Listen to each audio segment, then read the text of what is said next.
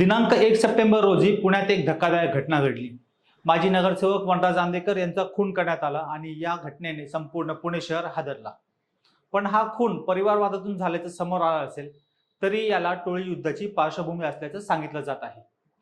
ही पार्श्वभूमी आणि या टोळी युद्धाची सुरुवात कशी झाली हे जाणून घेऊया या व्हिडिओच्या माध्यमातून। नमस्कार मित्रांनो, मी इम्रान शेख। राज्य लोकतंत्राच्या क्राईम स्टोरीजच्या या सिरीजमध्ये आपले सर्वांचे स्वागत। या टोळी युद्धाबद्दल जाणून घेण्यासाठी जाऊया 1980च्या काळात। 1980च्या काळात सुरक्षित आणि प्रतिष्ठित शहर म्हणून पुणे ओळखला जात होता। शांतता लाभलेल्या आणि पेठेत वाचलेल्या शहर म्हणून पुण्याची ओळख होती। पण या पेठेमध्ये देखील गुन्हेगारी चालवली जात होती। नानापेठ हा भाग मागील 35 ते 40 वर्षांपासून एकाच कुटुंबाच्या वर्चस्वाखाली आहे। तो कुटुंब म्हणजे आंदेकर कुटुंब। शांतिप्रिय असलेल्या पुणे शहराला गेल्या 40 वर्षांपासून लागलेल्या गँगवॉरचे ग्रहण हे आंदेकर टोळीपासून सुरू झाल्याचे दिसत आहे। वादीवादातून टोळ्यांचे म्होरके, त्यांचे नंबरकारी, म्होरक्यांचे आणि टोळ्यांमधले महत्त्वाचे प्यादे असलेल्यांचे हत्या होत आहे। गेल्या काही वर्षातील इतिहास पाहिल्यानंतर टोळी युद्धाला आणि टोळीच्या म्होरक्याचा पहिला खून हा बाळू आंदेकरचा होता। त्यानंतर पुण्यात टोळी युद्धातून अनेकांचे खून झाल्याचे दिसत आहे। साधारणतः 1980च्या पूर्वी अवैध व्यवसायातून पुण्याच्या मध्यभागात म्हणजेच नानापेठेत निर्माण झालेली पहिली टोळी बालकृष्ण उर्फ बाळू आंदेकर याची टोळी होती।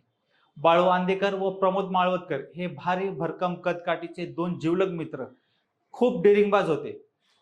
कुठेही घुसून कोणालाही हाणमार करणे हे यात माघार घेत नव्हते। त्यांना तशी बॅकिंग देखील होती।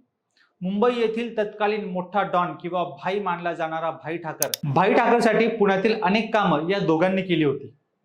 व्यापाऱ्यांपासून खंडणी वसूल करणे, जुगार व दारू अड्डे चालवणे यासारखे व्यवसायातून ते आपला आर्थिक पाठबळ राखायचे। मात्र एकेकाळी कट्टर मित्र असलेले वर्चस्वाच्या कारणावरून एकमेकांचे कट्टर दुश्मन झाले व प्रमोद माळवतकर याने आपली वेगळी गँग बनवली। त्यामुळे माळवतकर आणि आंदेकर गँगमध्ये अनेक वेळा वादीवादीच्या थिंग्या उडत होत्या। सूत्रांकडून मिळालेल्या माहितीनुसार माळवतकर गँग ही आपल्यापेक्षा वरचढ झाल्याचं बाळू आंदेकर यांना कळून आलं असता त्यांनी एक नवीन सापळा रचायला सुरुवात केली आणि या सापळ्यात अडकले प्रमोद माळवतकर याचे वडील रवी माळवतकर। असं म्हटलं जातं की बाळू आंदेकर याने पोलिसांच्या मदतीने प्रमोद माळवतकर याच्या वडिलांचा खून केला। नगर रोडवरील आगाखान पॅलेस जवळ असलेल्या एका निर्जन ठिकाणी त्याला नेऊन त्या ठिकाणी असलेल्या एका पिंपळाच्या झाडाला त्याला बांधून त्याला गोळ्या घालण्यात आल्या होत्या। मात्र यात सत्यता किती आहे हे कुणास ठाऊक। यामुळे प्रमोद माळवतकर आणि बाळू आंदेकर हे पक्के वैरी झाले आणि इथून पुढे झाली खरी टोळी युद्धाला सुरुवात। पुढे या दोघांमधील दुश्मनी कुठपर्यंत पोहोचली हे आपण जाणून घेऊया पुढच्या भागात। या सिरीजचा पहिला भाग तुम्हाला कसा वाटला हे आम्हाला कमेंट करून नक्की कळवा आणि पुढचा भाग पाहण्यासाठी राज्य लोकतंत्र या चॅनलला सबस्क्राईब करायला विसरू नका। धन्यवाद।